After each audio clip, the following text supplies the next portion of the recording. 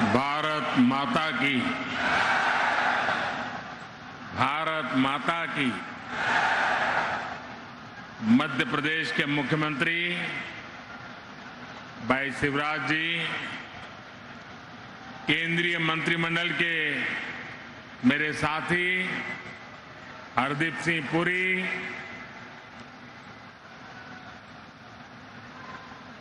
MP के अन्य मंत्रीगण, सांसद, विधायक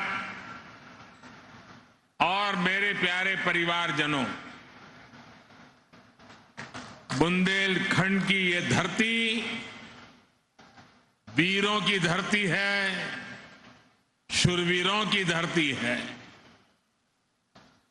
इस भूमि को बीना और बेतवा दोनों का आशीर्वाद मिला हुआ है और मुझे तो महीने भर में दूसरी बार सागर आकर आप सभी के दर्शन का सौभाग्य मिला है और मैं शिवराज जी की सरकार का भी अभिनंदन और धन्यवाद करता हूं कि आज मुझे आप सबके बीच जाकर के आप सबके दर्शन करने का अवसर भी दिया। पिछली बार मैं संत रविदास जी की उस भव्य स्मारक के भूमि पूजन के अवसर पर आपके बीच आया था। आज मुझे मध्य प्रदेश के विकास, उस विकास को नई गति देने वाली अनेक परियोजनाओं का भूमि पूजन करने का अवसर मिला है। ये परियोजनाएं इस क्षेत्र के औद्योगिक विकास को नई ऊर्जा देगी। इन परियोजनाओं पर केंद्र सरकार 50,000 करोड़ रुपए से ज्यादा खर्च करने वाली है। आप कल्पना कर सकते हैं 50,000 करोड़ क्या होता है? हमारे देश के बहुत सारे राज्यों का पूरे साल का बजट भी इतना नहीं होता है जितना आज एक ही कार्यक्रम के लिए भारत सरकार लगा रही है।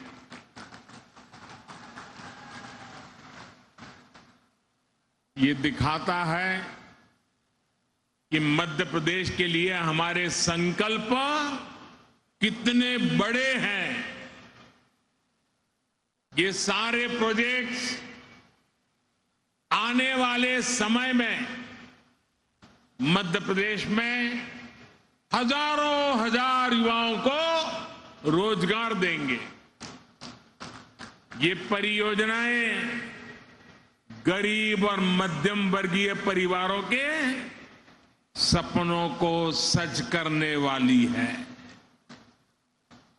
मैं बिना रिफाइनरी के विस्तारीकरण और अनेक नई सुविधाओं के शिलान्यास के लिए मध्य प्रदेश के कोटि कोटि जनों को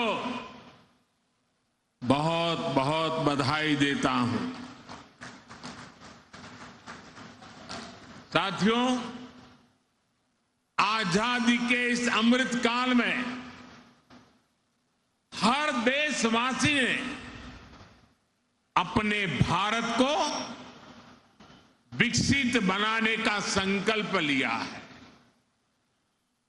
इस संकल्प की सिद्धि के लिए ये जरूरी है कि भारत आत्मनिर्भर हो। हमें विदेशों से कम चीजें बाहर से मंगानी पड़े। आज भारत पेट्रोल डीजल तो बाहर से मंगाता ही है, हमें पेट्रोकेमिकल प्रोडक्ट्स के लिए भी दूसरे देशों पर निर्भर रहना पड़ता है। आज जो बिना रिफाइनरी में पेट्रोकेमिकल कॉम्प्लेक्स का शिलान्यास हुआ है, वो भारत को ऐसी चीजों के उत्पादन में आत्मनिर्भर बनाने का काम करेगा। बहुत से लोगों को ये पता ही नहीं होता कि जो प्लास्टिक पाइप बनते हैं, बाथरूम में इस्तेमाल होने वाली प्लास्टिक की बाल्टी और मग होते हैं, प्लास्टिक के नल होते हैं, प्लास्टिक की कुर्सी टेबल होती है, घरों का पेंट होता है, कार का बम्पर होता है, कार का डैशबोर्ड होता है, पैकिंग मटेरियल होता है, मेडिकल उपकरण होते हैं, ग्लूकोज की बोतल होती है, मेडिकल सिरिंज होती है, अलग अलग तरह के कृषि उपकरण होते हैं।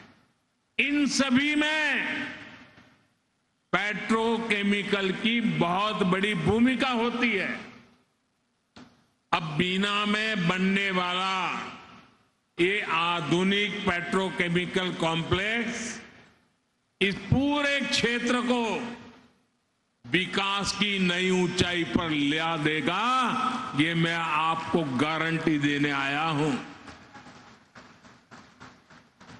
इससे यहां नई नई इंडस्ट्री आएगी, यहां के किसानों, यहां के छोटे उद्यमियों को तो मदद मिलेगी ही।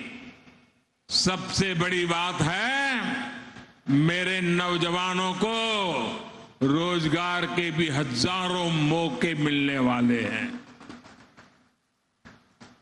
आज के नए भारत में मैन्युफैक्चरिंग सेक्टर का भी कायाकल्प हो रहा है। जैसे जैसे देश की जरूरतें बढ़ रही हैं, देश की जरूरतें बदल रही हैं, मैन्युफैक्चरिंग सेक्टर को भी आधुनिक बनाना उतना ही जरूरी है। इसी सोच के साथ आज यहां इस कार्यक्रम में एमपी के 10 नए इंडस्ट्रियल प्रोजेक्ट पर भी काम शुरू किया गया है। नर्मदापुरम में रिन्यूएबल एनर्जी से जुड़ी मैन्युफैक्चरिंग जोन हो, इंदौर में 2 नए आईटी पार्क्स हो, रतलाम में मेगा इंडस्ट्रियल पार्क हो, ये सभी मध्य प्रदेश की औद्योगिक ताकत को और ज्यादा बढ़ाएंगे। और जब मध्य प्रदेश की औद्योगिक ताकत बढ़ेगी तो इसका लाभ सबको होने वाला है। यहां के नौजवान, यहां के किसान, यहां के छोटे छोटे उद्यमी, सभी की कमाई बढ़ेगी। सभी को ज्यादा से ज्यादा नए अवसर मिलेंगे। मेरे परिवारजनों, किसी भी देश या फिर किसी भी राज्य के विकास के लिए जरूरी है कि पूरी पारदर्शिता से शासन चले, भ्रष्टाचार पर लगाम कसी रहे। यहां मध्य प्रदेश में आज की पीढ़ी को बहुत याद नहीं होगा, लेकिन एक वो भी दिन था जब मध्य प्रदेश की पहचान देश के सबसे खस्ता हाल राज्यों में हुआ करती थी। आजादी के बाद जिन्होंने लंबे समय तक एमपी में राज किया, उन्होंने भ्रष्टाचार और अपराध के सिवाय एमपी को कुछ भी नहीं दिया। दोस्तों, कुछ भी नहीं दिया। वो जमाना था एमपी में अपराधियों का ही बोलबाला था। कानून व्यवस्था पर लोगों को भरोसा ही नहीं था। ऐसी स्थिति में आखिर मध्य प्रदेश में उद्योग कैसे लगते? कोई व्यापारी यहां आने की हिम्मत कैसे करता? आपने जब हम लोगों को सेवा का मौका दिया, हमारे साथियों को सेवा का मौका दिया, तो हमने पूरी ईमानदारी से मध्य प्रदेश का भाग्य बदलने का भरसक प्रयास किया है। हमने मध्य प्रदेश को भय से मुक्ति दिलाई, यहां कानून व्यवस्था को स्थापित किया।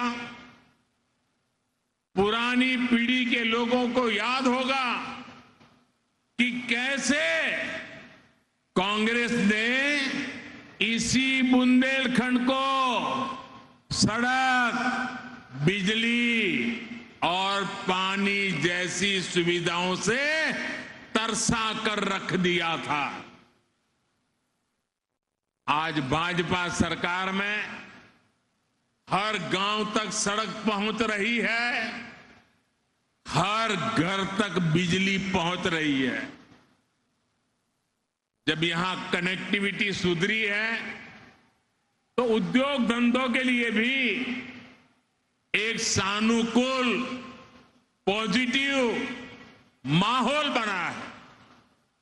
आज बड़े बड़े निवेशक मध्य प्रदेश आना चाहते हैं, यहां नई नई फैक्ट्रियां लगाना चाहते हैं। मुझे विश्वास है अगले कुछ वर्षों में मध्य प्रदेश औद्योगिक विकास की नई ऊंचाई छूने जा रहा है। मेरे परिवारजनों, आज का नया भारत बहुत तेजी से बदल रहा है। आपको याद होगा, लाल किले से मैंने गुलामी की मानसिकता से मुक्ति और सबका प्रयास के संबंध में विस्तार से चर्चा की थी। मुझे आज ये देखकर बहुत गर्व होता है कि भारत ने गुलामी की मानसिकता को पीछे छोड़कर अब स्वतंत्र होने के स्वाभिमान के साथ आगे बढ़ना शुरू कर दिया है। और कोई भी देश जब ऐसा ठान लेता है तो उसका कायाकल्प होना शुरू हो जाता है। अभी अभी आपने इसकी एक तस्वीर G20 समिट के दौरान भी देखी है। गांव गांव के बच्चे की जुबान पर G20 शब्द आत्मविश्वास से गूंज रहा है। दोस्तों, आप सभी ने देखा है कि भारत ने किस तरह G20 का सफल आयोजन किया है। आप मुझे बताइए मेरे दोस्तों, बताएंगे ना? मुझे जवाब देंगे? हाथ ऊपर करके जवाब देंगे? वो पीछे वाले भी जवाब देंगे? सबके सब बोलेंगे? आप मुझे बताइए, G20 की सफलता से आपको गर्व हुआ या नहीं? आपको गर्व हुआ या नहीं? देश को गर्व हुआ कि नहीं हुआ? आपका माथा ऊंचा हुआ कि नहीं है? आपका सीना चौड़ा हुआ कि नहीं हुआ? मेरे प्यारे परिवारजनों, जो आपकी भावना है वो आज पूरे पूरे देश की भावना है। ये जो सफल G20 हुआ है, इतनी बड़ी सफलता मिली है, इसका श्रेय किसको जाता है? इसका श्रेय किसको जाता है? इसका श्रेय किसको जाता है? ये किसने कर दिखाया? ये किसने कर दिखाया? जी नहीं, ये मोदी ने नहीं, ये आप सबने किया है। ये आपका सामर्थ्य है। 140 करोड़ भारतवासियों की सफलता है दोस्तों। ये भारत की सामूहिक शक्ति का प्रमाण है। और इस सम्मेलन में हिस्सा लेने के लिए दुनिया भर से विदेशी मेहमान भारत आए थे। वो भी कह रहे थे कि ऐसा आयोजन इसके पहले उन्होंने कभी नहीं देखा। देश के अलग अलग शहरों में भारत ने विदेशी मेहमानों का स्वागत किया, भारत दर्शन कराए। ये विविधताएं देख करके, भारत की विरासत को देख करके, भारत की समृद्धि को देख करके वे बहुत ही प्रभावित थे। हमारे यहां मध्य प्रदेश में भी भोपाल, इंदौर और खजुराहो में भी G20 की बैठकें हुई और उसमें शामिल होकर के जो लोग गए ना, वो आपके गुणगान कर रहे हैं, आपके गीत गा रहे हैं। मैं G20 के सफल आयोजन के लिए, यहां जो काम करने का अवसर मिला, इसके लिए आप लोगों का भी हृदय से आभार व्यक्त करता हूं।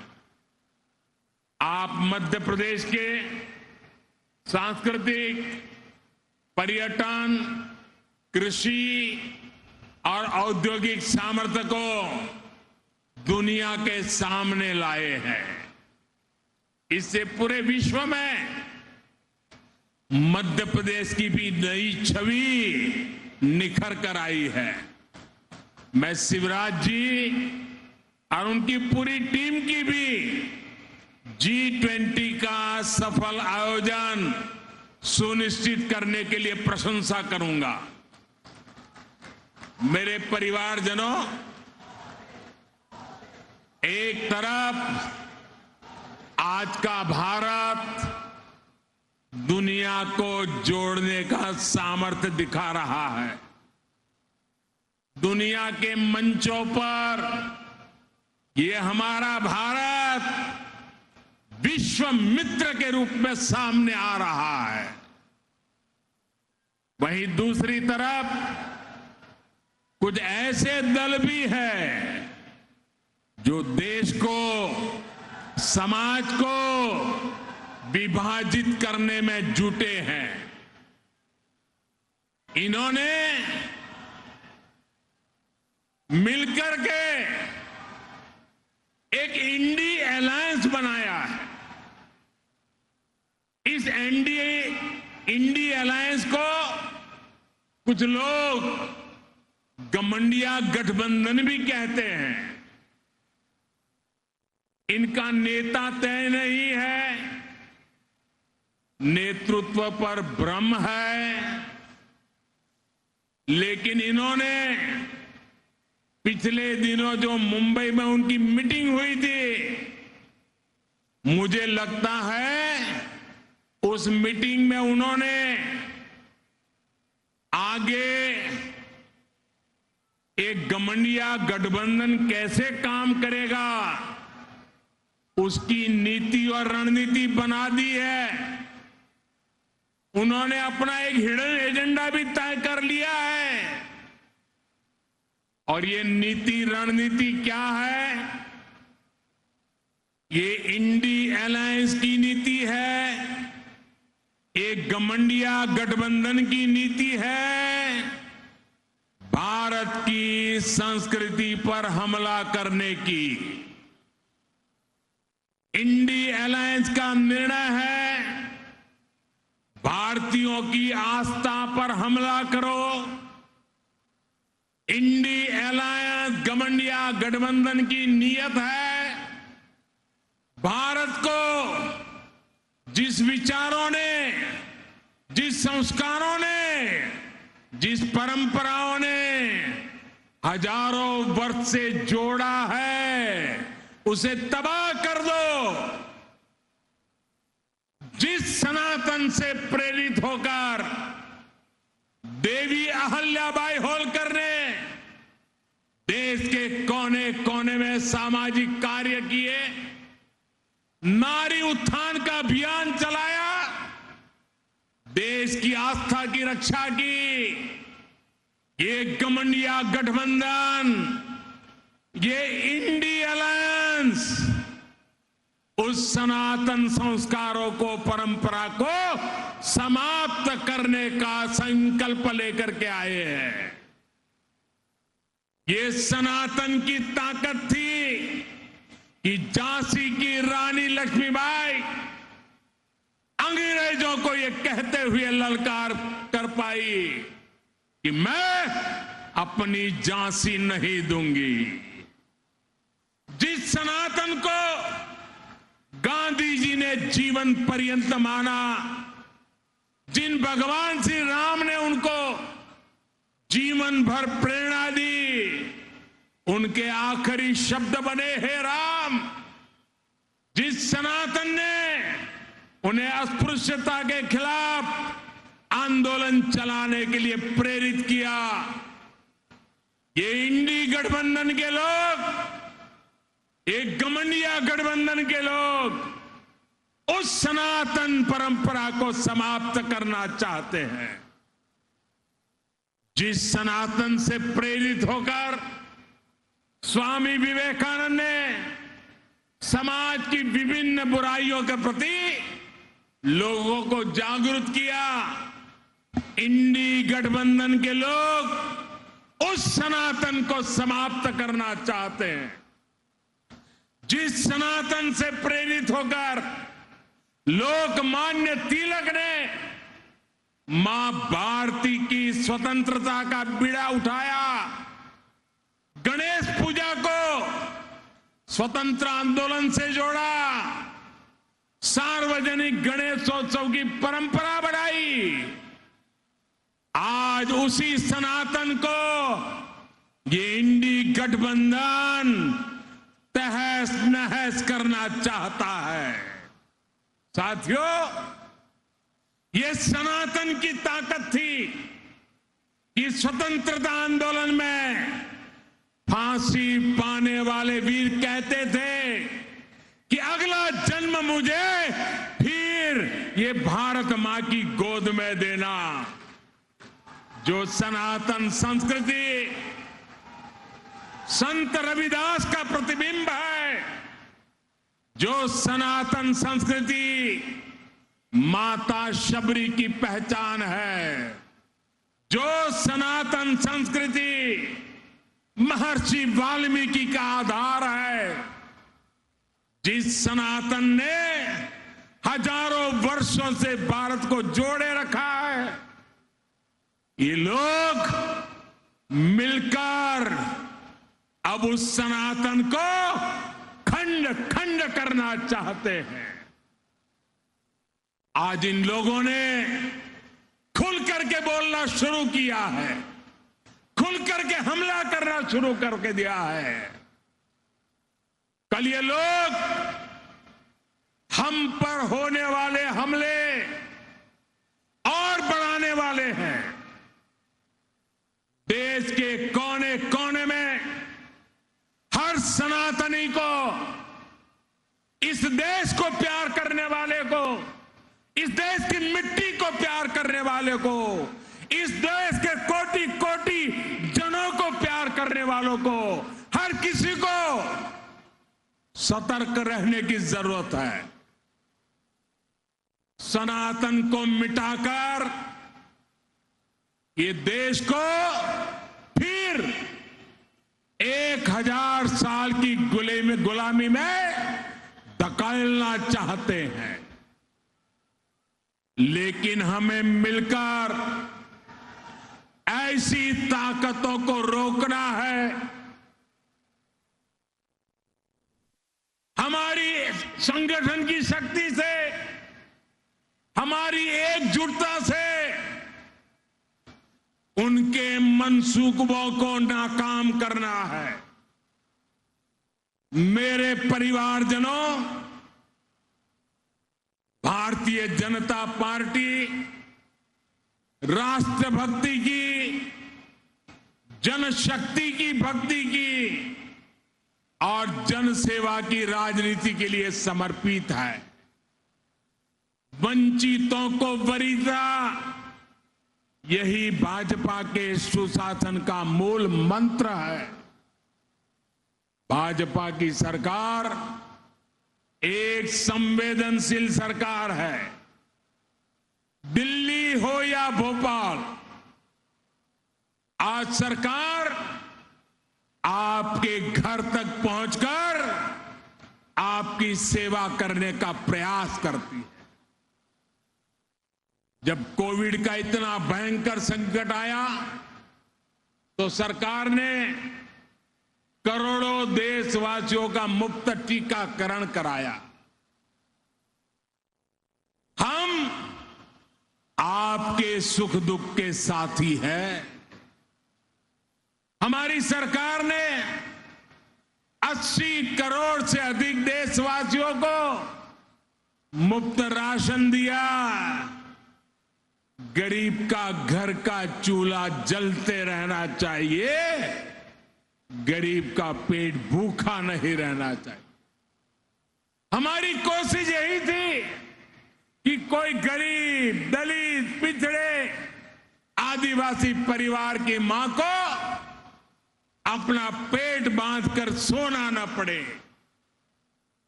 वो मां इस बात से ना तड़पे कि मेरा बच्चा भूखा है। इसलिए गरीब के इस बेटे ने गरीब के घर के राशन की चिंता की, गरीब मां की परेशानी की चिंता की, और ये दायित्व आप सबके आशीर्वाद से आज भी मैं निभा रहा हूं।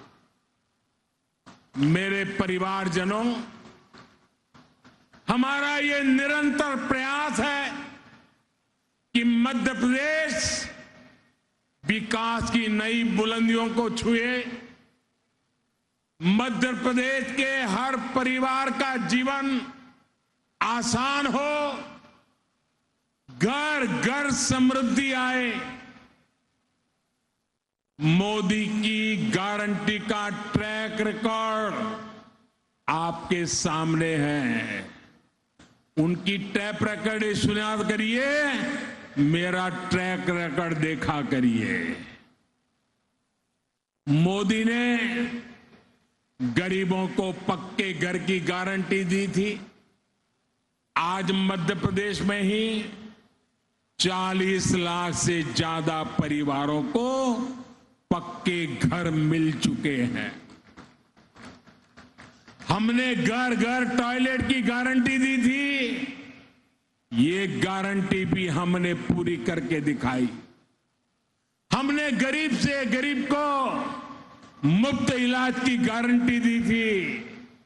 हमने हर घर बैंक अकाउंट खुलवाने का गारंटी दी थी। हमने माताओं बहनों को धुएं से मुक्त रसोई की गारंटी दी थी। ये हर गारंटी आपका सेवक ये मोदी आज पूरी कर रहा है। हमने बहनों के हितों को ध्यान में रखते हुए इस रक्षाबंधन पर गैस सिलेंडर की कीमतों में भी बड़ी कमी कर दी। इससे उज्ज्वला की लाभार्थी बहनों को अब सिलेंडर 400 रुपये और सस्ता मिल रहा। उज्ज्वला की योजना कैसे हमारी बहनों बेटियों का जीवन बचा रही है, ये हम सभी जानते हैं। हमारा प्रयास है एक भी बहन बेटी को धुएं में खाना ना बनाना पड़े, और इसलिए कल ही केंद्र सरकार ने एक और बड़ा निर्णय लिया है। अब देश में 75 लाख और बहनों को मुफ्त गैस कनेक्शन दिया जाएगा। कोई भी बहन गैस कनेक्शन से छूटे नहीं, ये हमारा मकसद है। एक बार तो हमने काम पूरा कर दिया, लेकिन कुछ परिवारों में विस्तार हुआ। परिवार में 2 हिस्से हुए, तो दूसरे परिवार को गैस चाहिए। उसमें जो कुछ नाम आए हैं उनके लिए ये नई योजना लेकर के हम आए हैं। साथियों, हम अपनी हर गारंटी को पूरा करने के लिए पूरी ईमानदारी से काम कर रहे हैं। हमने बिचौलियों को खत्म कर हर लाभार्थी को पूरा लाभ देने की गारंटी दी थी। इसका एक उदाहरण प्रधानमंत्री किसान सम्मान निधि भी है। इस योजना के लाभार्थी हर किसान को 28,000 रुपये सीधे उनके बैंक खाते में भेजे गए। इस योजना पर सरकार 2,60,000 करोड़ रुपए से अधिक खर्च कर चुकी है। साथियों, बीते 9 वर्षों में केंद्र सरकार का ये भी प्रयास रहा है कि किसानों की लागत कम हो, उन्हें सस्ती खाद मिले। इसके लिए हमारी सरकार ने 9 वर्ष में 10 लाख करोड़ रुपए से ज्यादा सरकारी तिजोरी में से खर्च किया है। आज यूरिया की बोरी, आप जो खेत में यूरिया लेके जाते हो ना, मेरे किसान भाइयों बहनों, ये यूरिया की थैली अमेरिका में 3,000 रुपए में बिकती है, लेकिन वही बोरी मेरे देश के किसानों को हम सिर्फ 300 रुपये में पहुंचाते हैं, और इसके लिए 10 लाख करोड़ रुपया सरकारी खजाने से खर्च किया। आप याद करिए, जिस यूरिया के नाम पर पहले हजारों करोड़ रुपए के घोटाले हो जाते थे, जिस यूरिया के लिए किसानों को दिन रात लाठियां खानी पड़ती थी, अब वही यूरिया कितनी आसानी से हर जगह उपलब्ध हो रहा। मेरे परिवारजनों, सिंचाई का महत्व क्या होता है, ये बुंदेलखंड से बेहतर कौन जानता है।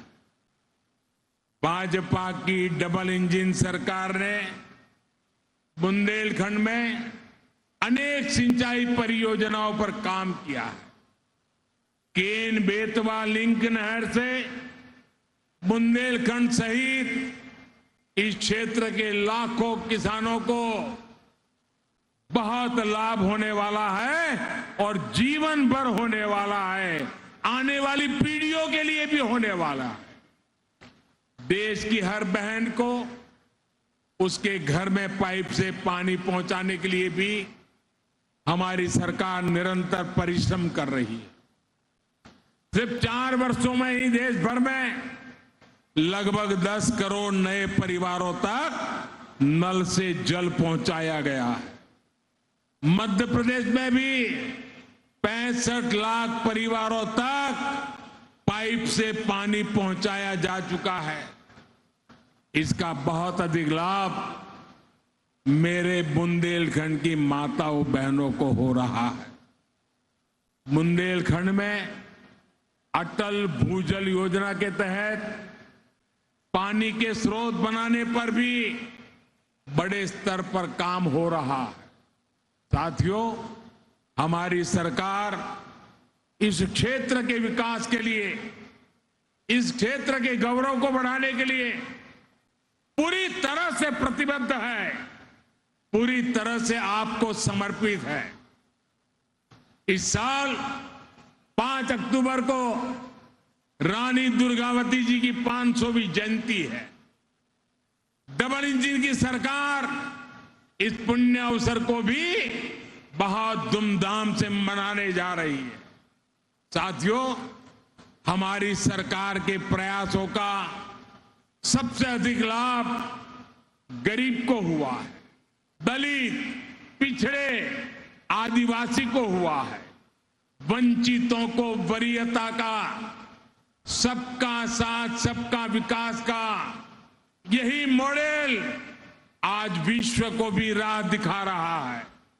अब भारत दुनिया की टॉप 3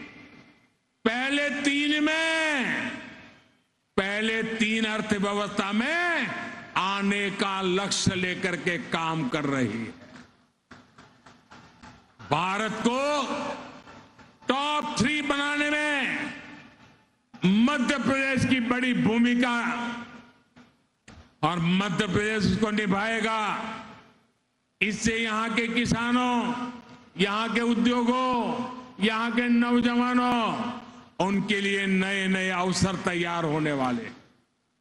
आने वाले 5 साल मध्य प्रदेश के विकास को नई बुलंदी देने के हैं।